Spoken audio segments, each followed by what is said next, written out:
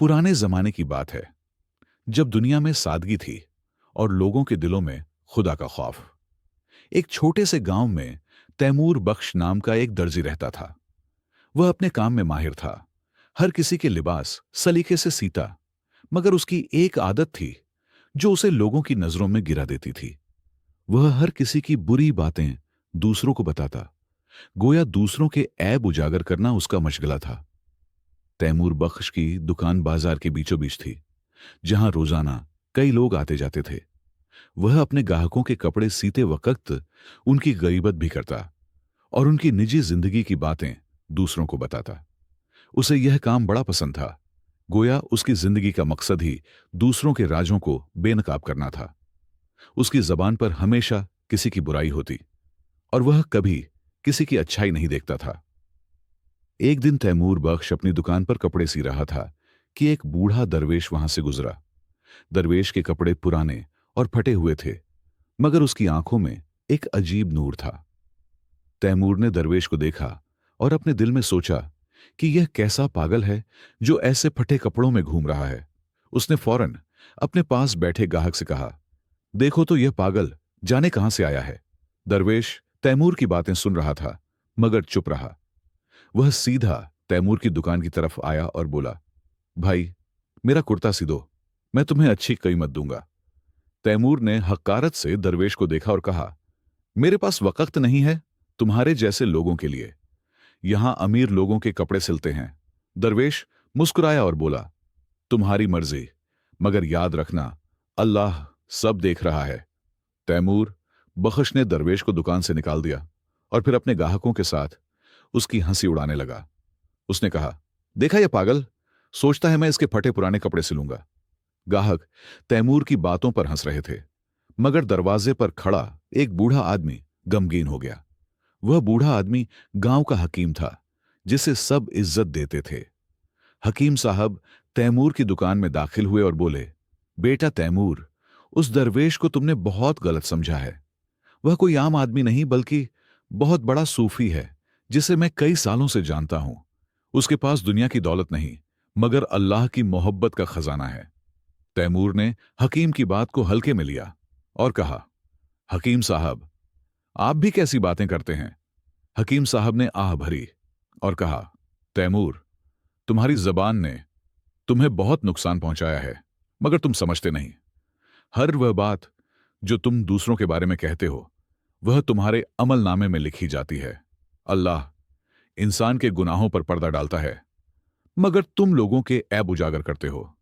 तैमूर ने एक मसनूई मुस्कुराहट के साथ कहा, हकीम साहब, मैं तो सच बोलता हूं। उस वक्त वहां मौजूद लोगों में से किसी ने तैमूर की हिमायत नहीं की। सब खामोश रहे, क्योंकि सब जानते थे कि तैमूर की गईबत का शिकार कभी न कभी वह भी हो चुके हैं। हकीम साहब ने कहा, बेटा, आज से मेरा यह मशवरा याद रखना कि जिस तरह तुम चाहते हो कि अल्लाह तुम्हारी खताओं को माफ करे, उसी तरह तुम भी दूसरों की खताओं को माफ करो। हकीम साहब चले गए, मगर उनकी बातें तैमूर के कानों में गूंज रही थीं।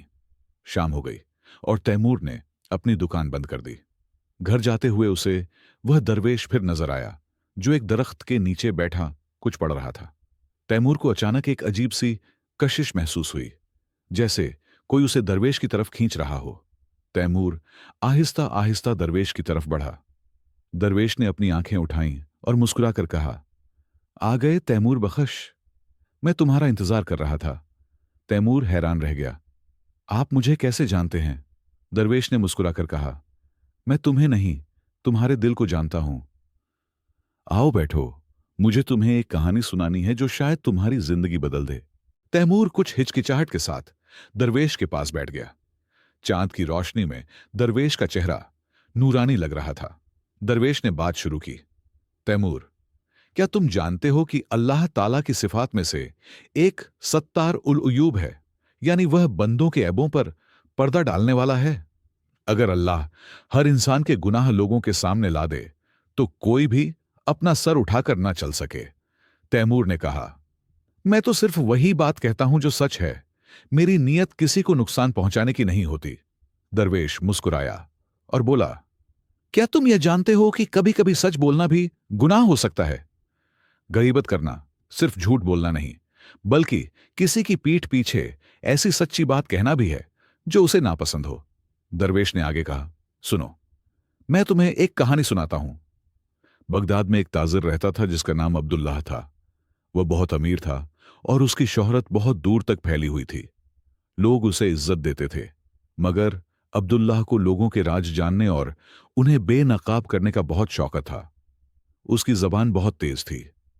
तैमूर इस कहानी को गौर से सुन रहा था, क्योंकि कहीं ना कहीं उसे इसमें अपनी झलक नजर आ रही थी। दरवेश ने जारी रखा, एक दिन अब्दुल्लाह के पास एक गरीब आदमी आया और मदद मांगी। अब्दुल्लाह ने उसे मदद तो दी, मगर फिर सारे शहर में उस आदमी की गरीबी और मजबूरी की कहानी बयान करता फिरा। उस गरीब आदमी को जब यह बात पता चली तो वह बहुत शर्मिंदा हुआ। दरवेश की आंखों में एक अजीब चमक थी जब उसने कहा, एक दिन अब्दुल्लाह बाजार से गुजर रहा था कि अचानक उसे एक बुजुर्ग मिले। बुजुर्ग ने उसे रोका और कहा, बेटे, तुम लोगों के राज फौज करते हो। क्या तुमने कभी सोचा है कि अगर अल्लाह तुम्हारे राज फौज कर दे तो तुम्हारा क्या हाल होगा? अब्दुल्लाह ने हंसकर कहा, मेरे पास कोई राज नहीं है। तैमूर के माथे पर पसीने की बूंदें नुमायां होने लगीं। दरवेश ने कहानी जारी रखी। वह बुजुर्ग दरअसल वली अल्लाह थे। उन्होंने अब्दुल्लाह से कहा, अच्छा, कल सुबह बाजार में आना, फिर देखते हैं तुम्हारे कोई राज हैं या नहीं। अगली सुबह जब अब्दुल्लाह बाजार पहुंचा तो उसे हैरत का सख्त झटका लगा। दरवेश ने कहा, उसके कपड़े बिल्कुल शफाफ थे, जैसे शीशे के बने हों। अब्दुल्लाह को लगा कि वह नंगा है, हालांकि वह कपड़े पहने हुए था, मगर उसके कपड़े उसके जिस्म को छुपा नहीं रहे थे। ऐसा लगता था जैसे वह एक शीशे की मूरत हो। उसका हर ऐब, हर निशान सबको नजर आ रहा था। तैमूर अब बेचैन हो रहा था। दरवेश ने कहा, सब लोग अब्दुल्लाह को देखकर हंस रहे थे। कुछ उसे पागल समझ रहे थे, क्योंकि वह अपने आप को नंगा समझ रहा था, जबकि उन्हें तो वह कपड़े पहने नजर आ रहा था। सिर्फ अब्दुल्लाह ही जानता था कि उसका हर राज, हर छुपी हुई बात अब खुलकर सामने आ रही है। दरवेश ने कहानी का अंजाम बताया। अब्दुल्लाह भागता हुआ उस बुजुर्ग के पास पहुंचा और रोते हुए बोला, मुझे बचा लें, मैं शर्म से मर जाऊंगा। बुजुर्ग ने मुस्कुराकर कहा, तुम अपने आप को नंगा महसूस कर रहे हो, जबकि दूसरों को तुम कपड़े पहने हुए दिख रहे हो। यह सिर्फ तुम्हें अल्लाह की कुदरत दिखाने के लिए था। दरवेश की आंखों में गहरा पैगाम था। बुजुर्ग ने अब्दुल्लाह से कहा, जैसे अल्लाह ने तुम्हारे गुनाहों पर पर्दा डाला है, वैसे ही तुम दूसरों के ऐबों पर पर्दा डालो। जिस तरह तुम नहीं चाहते कि लोग तुम्हारे राज जाने, वैसे ही दूसरे भी नहीं चाहते। अब्दुल्लाह ने सर झुका लिया और सच्चे दिल से तौबा की, और उसके बाद वह कभी किसी की गईबत नहीं करता था। दरवेश की कहानी खत्म होते ही तैमूर के जिस्म पर सर्दी की एक लहर दौड़ गई। उसके दिल में खौफ पैदा हुआ कि कहीं उसके साथ भी ऐसा ना हो जाए। तैमूर ने कांपती आवाज में पूछा, दरवेश जी, क्या मेरी भी इसी तरह बेइज्जती होगी? दरवेश ने आहिस्ता से कहा, यह तुम पर मुनहसिर है। अल्लाह अफवो करम वाला है, मगर उसका कानून सब पर यकसां लागू होता है। दरवेश ने तैमूर की आंखों में देखते हुए कहा, तैमूर, मैं तुम्हें एक चैलेंज देता हूं। एक हफ्ते तक किसी की गीबत ना करना, किसी के ऐब ना निकालना। देखो, इस एक हफ्ते में तुम्हारी जिंदगी में क्या तब्दीली आती है। तैमूर अभी भी कहानी के असर में था। उसने जल्दी से हां कर दी और कहा, मैं आज से ऐसा ही करूंगा। दरवेश मुस्कुराया और उसने तैमूर को एक तस्बीह दी। उसने कहा, यह तस्बीह अपने पास रखो। जब भी किसी की बुराई करने का ख्याल आए, इस तस्बीह के दाने फेरो और अल्लाह का नाम लो। तैमूर ने तस्बीह ले ली और घर की तरफ चल दिया। रात भर वह सोचता रहा कि कैसे एक हफ्ता बिना गीबत के गुजारेगा। यह उसके लिए बहुत बड़ा इम्तिहान था। अगले दिन जब तैमूर अपनी दुकान पर पहुंचा तो उसका दिल डर रहा था। वहां पहले से ही कुछ गाहक मौजूद थे जो उसका इंतजार कर रहे थे। उनमें से एक खातून ने कहा, तैमूर भाई, आपने सुना वह नई बहू कैसी है जो मिर्जा साहब के घर आई है? कहते हैं बहुत तेज मिजाज है। यह तैमूर के लिए गीबत का सुनहरी मौका था। तैमूर के जहन में कई बातें आईं जो वह मिर्जा साहब की बहू के बारे में कह सकता था, मगर उसने अपनी तस्बीह पकड़ी और कहा, बहन जी, मुझे तो कुछ पता नहीं, मैं तो अपना काम करता हूं। ग्राहकों ने हैरानी से तैमूर को देखा। यही वह तैमूर था जो हर खबर सबसे पहले सुनाता था। आज उसे क्या हो गया था? दिन गुजरता गया और तैमूर ने अपने आप को गईबत से रोके रखा। जब भी उसे किसी की बुराई करने का ख्याल आता, वह तस्बीह के दाने फेरता और अस्तगफिरुल्लाह कहता। पहले दिन तो उसने सैकड़ों बार तस्बीह फेरी, मगर दूसरे दिन थोड़ा आसान हुआ, तीसरे दिन और आसान। हर दिन के साथ उसका दिल हल्का होता जा रहा था। चौथे दिन एक अजीब वाकया हुआ। कामरान, जो गांव का सबसे बड़ा जमींदार था, तैमूर की दुकान पर आया और बोला, तैमूर, मेरी शादी है अगले हफ्ते। मैं चाहता हूं तुम मेरे लिए सबसे अच्छा कुर्ता तैयार करो। तैमूर हैरान रह गया। कामरान हमेशा शहर जाकर अपने कपड़े सिलवाता था, आज उसके पास क्यों आया था? तैमूर ने पूछा। कामरान साहब, आप तो हमेशा शहर से कपड़े सिलवाते हैं, आज मेरे पास क्यों आए? कामरान ने मुस्कुराकर कहा, पिछले कुछ दिनों से लोग बता रहे हैं कि तुम बदल गए हो, अब किसी की बुराई नहीं करते। मैंने सोचा ऐसे ईमानदार आदमी से ही कपड़े सिलवाऊं। तैमूर यह सुनकर दंग रह गया। उसका यह छोटा सा बदलाव लोगों ने महसूस कर लिया था। पांचवें दिन एक बूढ़ी औरत तैमूर की दुकान पर आई। वह मलकियत खातून थी, जिसकी तैमूर हमेशा गीबत किया करता था। वह बोली, बेटा तैमूर, मेरे लिए एक कुर्ता सी दो। मैं जानती हूं तुमने मेरी बहुत बुराई की है, मगर मैंने सुना है तुम अब बदल गए हो। तैमूर की आंखों में आंसू आ गए। उसने शर्मिंदगी से कहा, मां जी, मुझे माफ कर दीजिए। हफ्ता पूरा होने से पहले ही तैमूर की दुकान पर ग्राहकों की भीड़ लगने लगी थी। लोग उसके पास काम कराने आ रहे थे, क्योंकि अब वह एक ईमानदार और काबिल एतबार दर्जी बन गया था। सबसे बड़ी बात यह थी कि उसे अपने आप से अच्छा लगने लगा था। उसे एहसास हुआ कि जब वह दूसरों के ऐबों पर पर्दा डालता है, तो अल्लाह उसके ऐबों पर पर्दा डाल देता है। एक हफ्ता मुकम्मल होते ही तैमूर दरवेश को ढूंढने निकला। उसे जल्द ही दरवेश वहीं दरख्त के नीचे मिले जहां वह पहली बार मिले थे। दरवेश मुस्कुरा रहे थे, जैसे वह तैमूर का इंतजार कर रहे हों। तैमूर ने खुशी से कहा, हुजूर, आपने मेरी जिंदगी बदल दी। एक हफ्ते में मैंने देखा कि लोग मुझे कितनी इज्जत देने लगे हैं। दरवेश ने तैमूर की तरफ देखा और कहा, बेटा, यह तो सिर्फ शुरुआत है। तुमने सबक का पहला हिस्सा सीख लिया है कि दूसरों के ऐब छुपाने से तुम्हारी अपनी इज्जत बढ़ती है, मगर असल सबक अभी बाकी है। तैमूर हैरान हुआ और बोला, असल सबक वह क्या है? दरवेश ने कहा, अगला इम्तिहान यह है कि तुम्हें दूसरों को दिल से माफ करना होगा। तैमूर समझ नहीं पाया और बोला, माफ करना? किसे माफ करूं? दरवेश ने समझाया, तैमूर, तुमने गईबत करना तो छोड़ दिया, मगर क्या तुमने उन लोगों को माफ किया जिन्होंने तुम्हारी बुराई की? जिस तरह अल्लाह तुम्हारे गुनाहों को माफ करता है, उसी तरह तुम्हें भी दूसरों के गुनाह माफ करने होंगे। तैमूर ने सर झुका लिया। दरवेश ने कहा, याद रखो, पर्दापोशी और माफी में फर्क है। पर्दापोशी जाहिरी होती है, माफी दिल से आती है। क्या तुम्हें पता है शहजाद कौन है? तैमूर के चेहरे पर गुस्सा आ गया और वह बोला, जी हां, वह मेरा पुराना दुश्मन है। उसने मेरे बारे में बहुत गलत अफवाहें फैलाई थीं। मैं उसे कभी माफ नहीं कर सकता। दरवेश मुस्कुराया और कहा, तो बस यही तुम्हारा अगला इम्तिहान है।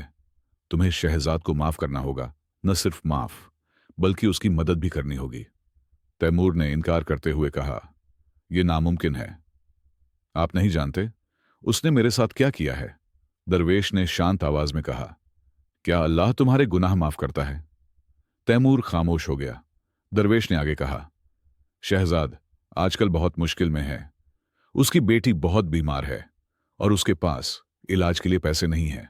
वह किसी से मदद मांगने में भी बहुत शर्मिंदा है। तैमूर के दिल में हलचल मच गई। उसे शहजाद की बेटी याद आई, जो बहुत मासूम थी। तैमूर अपने दिल से लड़ता रहा। उसे शहजाद से नफरत थी, मगर एक मासूम बच्ची का क्या कसूर?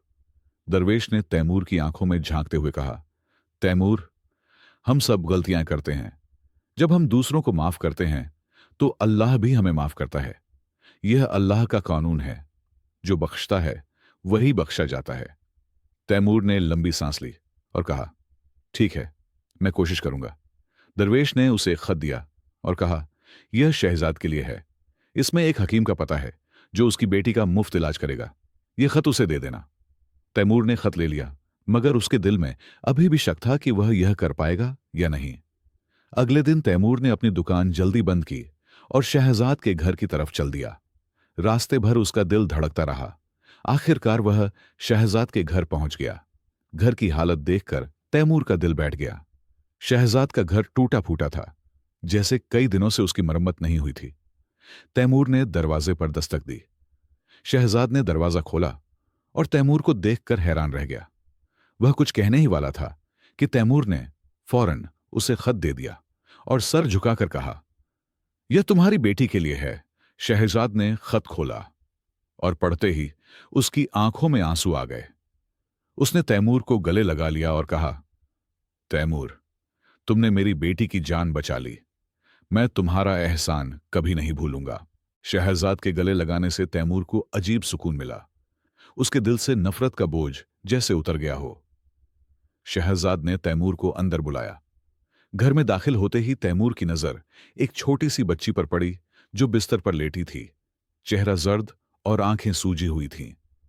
यह शहजाद की बेटी जैनब थी, जो बुखार में तप रही थी। तैमूर का दिल पसीज गया। उसने जैनब के सर पर हाथ फेरा और पूछा, कैसी हो बेटा? जैनब ने कमजोर आवाज में कहा, मुझे ठीक होना है। अब्बू मेरी वजह से बहुत परेशान हैं। तैमूर ने देखा कि शहजाद की आंखों में आंसू आ गए। तैमूर ने शहजाद से कहा, फिक्र मत करो, अल्लाह सब ठीक करेगा। तैमूर ने शहजाद से पूछा, क्या तुम आज ही हकीम के पास जा सकते हो? शहजाद ने सर हिलाया। हां, अभी जाता हूं, मगर जैनब को कौन देखेगा? तैमूर ने बिना सोचे कहा, मैं यहीं रुकूंगा, तुम जाओ और हकीम को ले आओ। शहजाद हैरान रह गया। यही तैमूर था जो कभी उसका दुश्मन हुआ करता था। शहजाद के जाने के बाद तैमूर जैनब के पास बैठा रहा। उसने जैनब को कहानियां सुनाई, उसे पानी पिलाया और उसकी पेशानी पर ठंडे पानी की पट्टियां रखीं। जैनब को नींद आ गई। तैमूर ने घर की तरफ देखा। हर ओर गरीबी के निशान थे। उसे याद आया कि शहजाद कभी अच्छी हालत में था, फिर अचानक उसकी जिंदगी कैसे बदल गई। शाम होते होते शहजाद हकीम के साथ वापस आ गया। हकीम ने जैनब को देखा, दवा दी और कहा, फिक्र की कोई बात नहीं, यह जल्द ठीक हो जाएगी। बस दवा वक्त पर देना और अच्छी गड़ीजा देना। तैमूर ने पूछा, गड़ीजा कैसी होनी चाहिए? हकीम ने बताया, दूध, फल और ताजी सब्जियां, और खाने में गोश्त भी जरूरी है ताकि ताकत आए। हकीम के जाने के बाद तैमूर ने शहजाद से कहा, मैं कल इन चीजों का इंतजाम करूंगा। शहजाद शर्मिंदा हो गया। तैमूर, तुम पहले ही बहुत मदद कर चुके हो, मैं और एहसान नहीं ले सकता। तैमूर ने मुस्कुराकर कहा, यह एहसान नहीं, मेरा फर्ज है। पड़ोसी का हक है यह। याद है हम कितने अच्छे दोस्त हुआ करते थे। शहजाद की आंखों में आंसू आ गए। उसने कहा, हां, बचपन में हम कितने अच्छे दोस्त थे, फिर एक गलतफहमी ने हमें अलग कर दिया। तैमूर ने कहा, तो आओ, आज से हम फिर दोस्त बन जाते हैं। जिंदगी दुश्मनी के लिए बहुत छोटी है। दोनों ने हाथ मिलाया और गले लग गए। सालों की नफरत उनके दिलों से धुल गई। अगले दिन तैमूर अपनी दुकान जल्दी बंद करके बाजार गया। वहां से उसने ताजे फल, सब्जियां, दूध और गोश्त खरीदा और शहजाद के घर पहुंचा। शहजाद और जैनब दोनों हैरान थे। तैमूर ने कहा, आज मैं तुम दोनों के लिए खाना बनाऊंगा। वह खाना बनाने लगा और शहजाद बस देखता रहा। उसकी आंखों में शुक्रगुजारी के आंसू थे। कुछ ही दिनों में जैनब की तबीयत बेहतर होने लगी। तैमूर रोज शहजाद के घर पहुंचा, जाता और जैनब से मिलता। गांव वालों ने देखा कि दो पुराने दुश्मन अब अच्छे दोस्त बन गए हैं। लोग तैमूर की इस तब्दीली से बहुत मुतासिर हुए, क्योंकि उसने न सिर्फ गईबत छोड़ दी थी, बल्कि अपने दुश्मन को भी माफ कर दिया था। एक शाम जब तैमूर शहजाद के घर से लौट रहा था, रास्ते में उसे वही दरवेश मिल गए। दरवेश मुस्कुरा रहे थे और बोले, तैमूर, तुमने दूसरा सबक भी सीख लिया।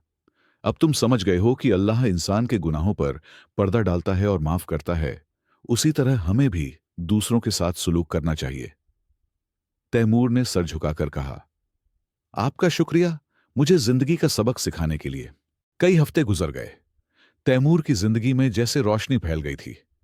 उसकी दुकान पर काम की भरमार थी। लोग दूर दूर से उसके पास कपड़े सिलवाने आते थे। सब कहते थे कि तैमूर दर्जी का काम बेहतरीन है और उसकी जबान मीठी है। तैमूर अब अपने काम में पूरी लगन से मशगूल रहता। गईबत के लिए उसके पास वक्त ही नहीं था। एक दिन तैमूर की दुकान पर गांव का सरपंच आया। उसने कहा, तैमूर, मैं तुम्हारे पास एक अहम बात करने आया हूं। हमारे गांव में ईद का मेला होने वाला है। हम चाहते हैं कि तुम इसकी कमेटी के सरबराह बनो। तैमूर हैरान रह गया। कुछ महीने पहले तक लोग उससे बात करना भी पसंद नहीं करते थे और आज उसे इतनी बड़ी जिम्मेदारी दी जा रही थी। तैमूर ने विनम्रता से कहा, मैं इस लायक नहीं हूं। आप किसी और को यह जिम्मेदारी दे दीजिए। सरपंच मुस्कुराया और बोला, नहीं तैमूर, पूरे गांव ने फैसला किया है कि तुम ही यह काम करोगे। तुम्हारी ईमानदारी और सबके साथ अच्छे ताल्लुकात की वजह से यह फैसला हुआ है। तैमूर के दिल में खुशी की लहर दौड़ गई। उसे पहली बार ऐसी इज्जत मिली थी। तैमूर ने मेले की तैयारी शुरू कर दी। उसने शहजाद को भी इसमें शामिल किया। दोनों मिलकर काम करने लगे, एक दूसरे की मदद करते और एक दूसरे का साथ देते। गांव वालों ने देखा कि तैमूर और शहजाद की दोस्ती ने दोनों को कितना बदल दिया था। अब उनके चेहरों पर हमेशा मुस्कुराहट रहती थी। मेले की तैयारी में तैमूर को एक बड़ी चुनौती का सामना करना पड़ा। नवाब साहब, जो उस इलाके के सबसे अमीर आदमी थे, ने मेले में आने से इनकार कर दिया। वजह यह थी कि पिछले साल तैमूर ने उनकी बहुत गीबत की थी और उनके बारे में बुरी बातें फैलाई थीं। तैमूर समझ गया कि अब उसे अपने पुराने अमाल का सामना करना होगा। तैमूर नवाब साहब के घर गया।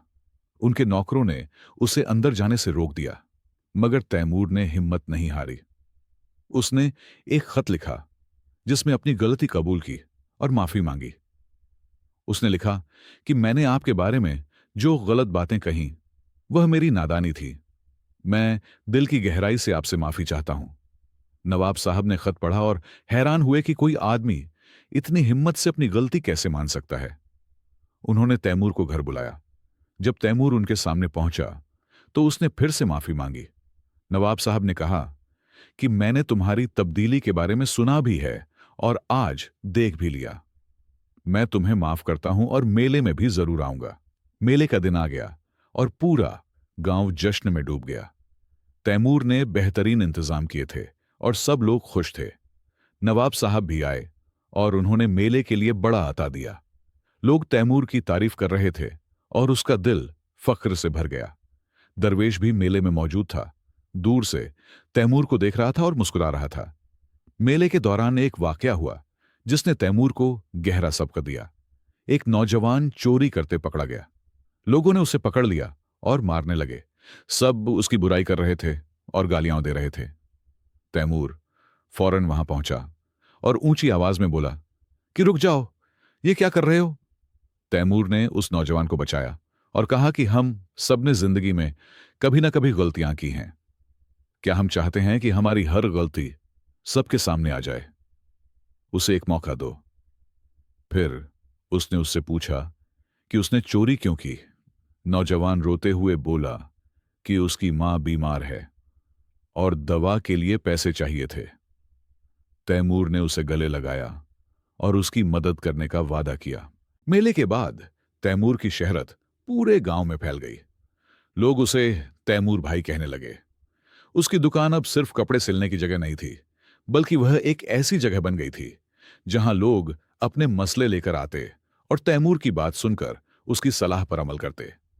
सब कहते, तैमूर हर किसी के ऐब छुपाता है, किसी की बुराई नहीं करता। तैमूर अब रोज शहजाद के घर जाता। जैनब अब बिल्कुल स्वस्थ हो गई थी और खुशी से भागती कूदती थी। तैमूर ने शहजाद को अपना कारोबार संभालने में मदद की और अब शहजाद की हालत भी बेहतर हो रही थी। वे दोनों मिलकर गांव के बच्चों को कुरान पढ़ाते और गरीब बच्चों की तालीम का इंतजाम करते। तैमूर ने अपनी दुकान के साथ एक छोटा सा मदरसा भी शुरू कर दिया। वह रोज कुछ घंटे वहां बैठकर बच्चों को पढ़ाता। खासकर वह बच्चों को अखलाक के सबक देता। उन्हें सिखाता कि कैसे दूसरों के साथ अच्छा सलूक करना है, कैसे दूसरों की इज्जत करनी है और सबसे अहम, कैसे दूसरों के ऐबों पर पर्दा डालना है। तैमूर अक्सर दरवेश को ढूंढता, उसका शुक्रिया अदा करने के लिए, मगर वह उसे कहीं नहीं मिला। वह उस दरख्त के पास जाता जहां वे पहली बार मिले थे, मगर दरवेश वहां नहीं होता। हकीम साहब से पूछने पर पता चला कि दरवेश गांव छोड़कर जा चुका है। तैमूर उदास हो गया। उसके दिल में दरवेश के लिए बहुत इज्जत थी। एक रात तैमूर को एक अजीब ख्वाब आया। उसने देखा कि वह खुद एक आईने के सामने खड़ा है और आईने में उसका अक्स नहीं बल्कि वही दरवेश नजर आ रहा है। ख्वाब में दरवेश ने कहा, तैमूर, तुमने सब कुछ सीख लिया है, अब तुम खुद भी दूसरों को सिखा सकते हो। तैमूर अचानक जाग गया। उसकी आंखों में आंसू थे। अगले दिन तैमूर दुकान खोलने के लिए जा ही रहा था कि उसे दूर से एक आवाज सुनाई दी, तैमूर, तैमूर। पीछे मुड़ा तो वहां एक बूढ़ा आदमी खड़ा था। तैमूर की आंखें चमक उठीं। यह वही हकीम थे जिन्होंने पहले दिन दरवेश के बारे में बताया था। हकीम बोले, तुम्हें ख्वाब आया है ना? तैमूर हैरान हो गया। आपको कैसे पता? हकीम मुस्कुराए, मैं ही वह दरवेश हूं, तैमूर। तैमूर के पांव तले से जैसे जमीन निकल गई। आप? मगर आप तो, हकीम ने कहा, हां, मैंने तुम्हारा इम्तिहान लेने के लिए दरवेश का रूप धारा था। मैं देखना चाहता था कि क्या तुम सच्चे दिल से बदल सकते हो। हकीम ने आगे कहा, तैमूर, मेरी बातों को सुनकर तुमने अपनी जिंदगी बदली, मगर असली बात यह है कि यह बदलाव तुम्हारे अंदर से आया। तुमने अपने दिल को साफ किया, अपनी जुबान को काबू में रखा और दूसरों के साथ अच्छा सलूक किया। इसका नतीजा यह है कि आज पूरा गांव तुम्हें इज्जत देता है और तुम्हारी बात मानता है। तैमूर ने अदब से सर झुका लिया। हकीम साहब, आपने मेरी जिंदगी बदल दी। मैंने सीखा कि अल्लाह इंसान के गुनाहों पर पर्दा डालता है और इंसान पर्दा फाड़ता है। खुद इंसान चाहता है कि अल्लाह उसके गुनाहों पर पर्दा डाले और उसकी गलतियों को माफ करे, मगर खुद ऐसा नहीं करता। अब मैं भी दूसरों के ऐबों पर पर्दा डालता हूं। हकीम मुस्कुराए, तैमूर, याद रखो, हर इंसान से गलती होती है। जो दूसरों के ऐब छुपाता है, अल्लाह उसके ऐब छुपाता है। जो दूसरों को माफ करता है, अल्लाह उसे माफ करता है। तुम्हारी जिंदगी बदल गई क्योंकि तुमने दूसरों को वही दिया जो खुद पाना चाहते थे, इज्जत, रहम और माफी। यही जिंदगी का सबसे बड़ा सबक है जो सबक दर्जी ने दरवेश से सीखा।